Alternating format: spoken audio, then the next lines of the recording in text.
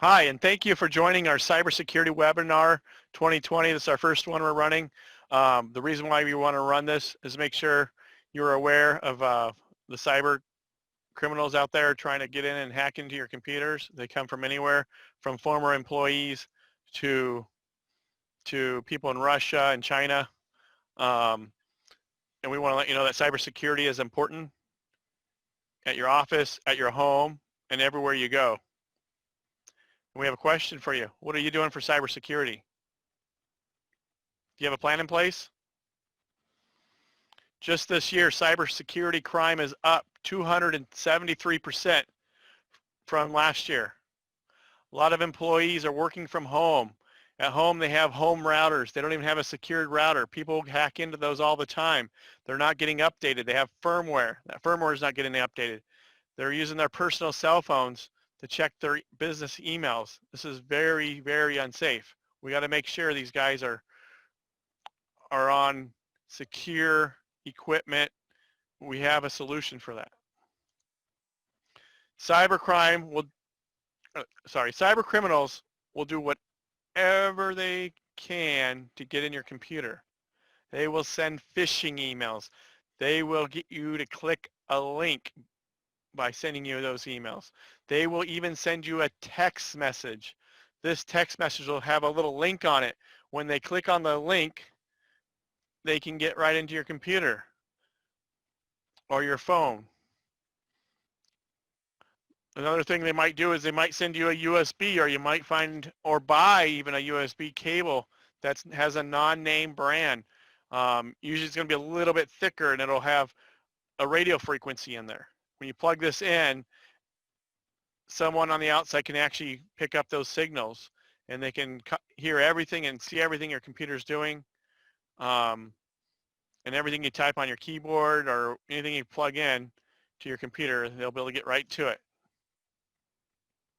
So you got to be very careful, and this includes USB drives. If you find a USB drive, do not, I repeat, do not plug this in your computer if you don't know where it came from.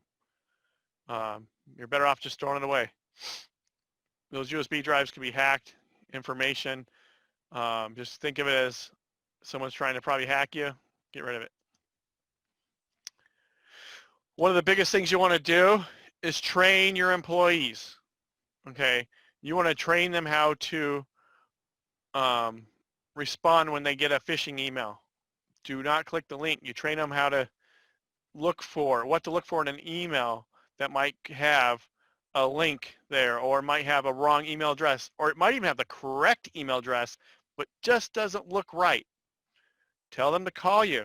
Tell them to call the sender. Find out if they really sent that, especially if they're not expecting that email and it just looks strange. And for sure, if it has a link on it, ask your IT guy, hey, does this link, is this safe?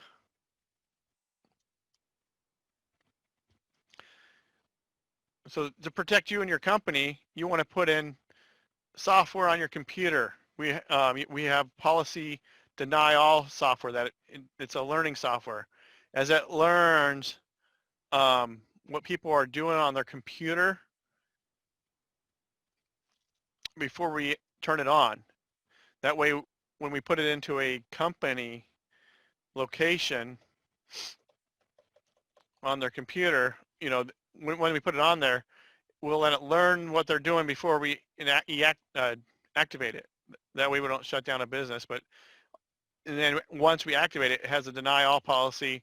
If someone wants to run a new type of software, it'll pop right up, hey, what is this? And then is your IT guy here? He can allow this if you like. And then they put allow. It's really cool software because it'll actually learn how this software runs. And then once it learns, you don't have to do it on every other computer. You only do it once. You also want to train your employee. Well, I already said your employees, sorry. Your family, you know, let them know. Have a talk with them. Say, hey, you know, you might get links and stuff. Don't click on those. You might even have your IT company send them out a little training package, or share some of the videos with them, because training is super, super important. All it takes is one wrong click. They can get on your phone. On your phone itself, you know, they got cameras. They can get right in. Once they get on your phone, they can get right on your cameras. and it's kind of funny. I just got a text message from a company that we keep an eye on. They have all these new gadgets for hackers and stuff that you can keep an eye on to see what you can do to keep your stuff safe. You know, there's just stuff going on like crazy. You want to encrypt your data on your computer. Encrypt it would either turn on Bitdefender, or we use a program that actually helps us encrypt programs, and it saves that key, so that way that key doesn't get lost. And it also has some policies in place. If someone with the wrong password tries to log in so many times, it's going to shut that thing down right like that. Password management software. You know, this is a big one. A lot of people have no policy for passwords. You know what that means? They have no policy. Hey, we just hired a new person. Here's your password. They give them the password. You can change it to whatever you want. They change it to, let's say, cookie123.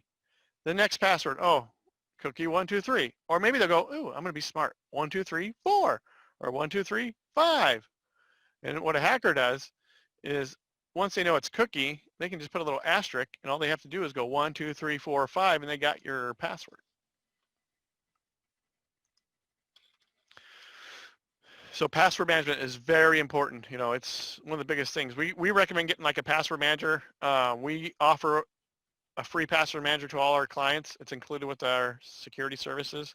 If not, you can get a personal one too. If you don't have too many people that you want to, if you want to have your own personal password. You know, they have companies like Dashlane, for example, and those are nice for personal or home. They also even tell you if they think your password needs to be changed. So, another thing you want is like if you're at your office, you want a secure firewall. You want business level firewall routers. You want IDS enabled. You want software that can, we have software that's built with ours that can track and keep a good log of everything. I mean, logs are very important. If something happens, you need to go back and see what happened. How do they get in? When do they get in? Who do we need to contact?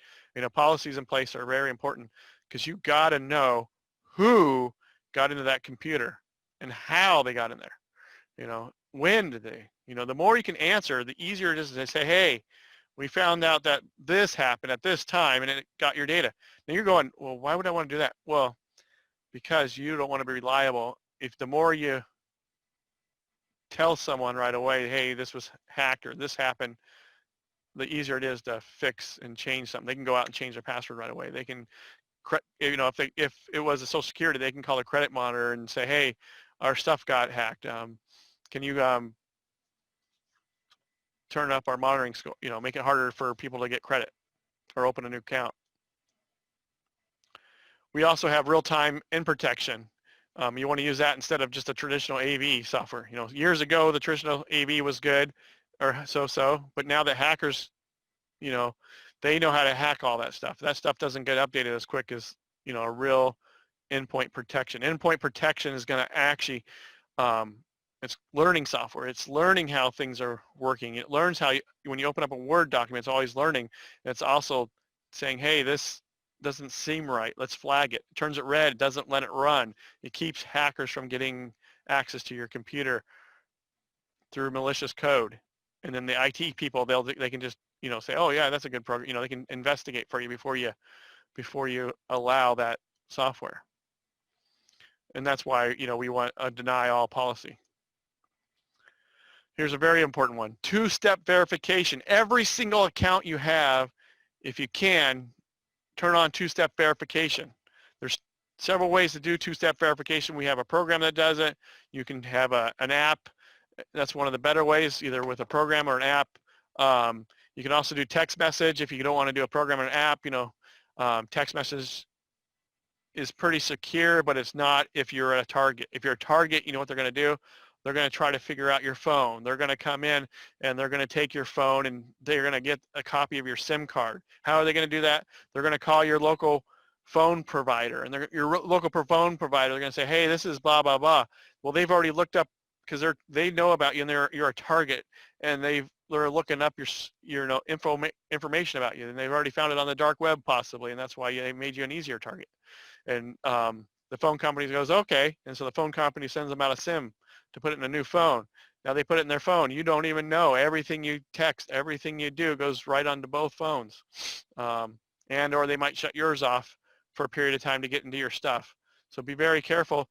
You know, that's the difference from a text message two-step verification and having a software that does it. Software, they can't call they can't call AT&T or whoever the phone company is to do that. Email accounts. A lot of companies, I'm seeing this all the time. What's your email? It's this and this at, Google or Yahoo or wherever email, or their email is hosted. Where's it hosted? Well, it's hosted right on just GoDaddy. They're plain original, location, not even on Office 365 or anything. There's no auditing really in those programs. There's no way to protect yourself. There's no two-step verification. There's no real security. Security comes with auditing. Why? Because you need to know when something's going on. You need to know why and how and who, what, when, where. And you want to put it on a real, like Office 365 is a really good one if you lock it down. You got to make sure your IT people know how to lock that stuff down, because if they don't, there's a lot of holes in those programs too, but you got to make sure you have a great IT company that knows how to lock down your Office 365, turn on two-step verification, and all that fun stuff. Other things we would recommend, if you're really worried about security, is having a SOC team and a NOC team. What do? They monitor your networks after hours, and during hours, and 24 hours, 7 days a week. Hackers don't say, oh, we're closed today, we're not hacking. No, they hack all the time. Why is someone trying to log in at midnight? You want someone to be there, watching your network at all times. If something happens right away, what happens is we get a phone call. They call us, or a text message, depending on how urgent it is. Hey, this is going on this computer. We go in and we can turn that computer off like that. We can disconnect it from the network. We can see the damage. Hey, oh no, this router's down, and or this router's being attacked. Let's shut off the internet for now until we figure it out, or do what we got to do.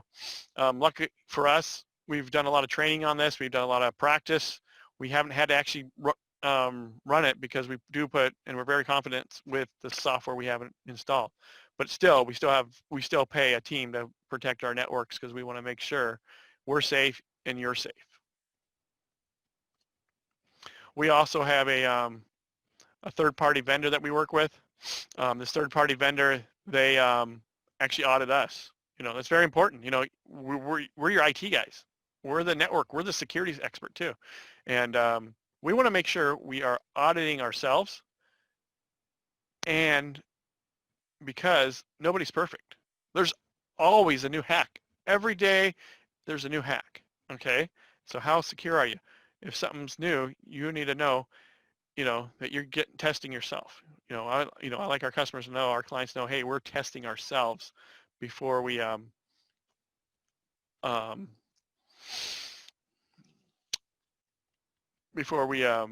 implement stuff. And we'll run a pen test and we'll find out. Because, I learned from just when we started pen tests a long time ago, I learned, how insecure some of the secure software was. And we found systems to make it better and make it stronger, which is really cool. Okay, well, that really sums it up for today. One other thing I want to say is we got a book coming out on the 19th of November, On Thin Ice. It's going to be in Amazon. I'm going to leave a link at the bottom on this where you can get the book. And if you get the book, we'll include a free pen test or a meeting with you, just to kind of go over your guys' security needs and see what you need. I mean, sometimes you need a pen test. Sometimes we can just look at it and say, well, yeah, I think we need to change this equipment. We'll work with you. We'll figure out what's the best solution for you and your company, and maybe even just you and your home, or whatever you need. But, we want to be there for you to help and do what we can. For that, thank you again. And that book's On Thin Ice. Thank you.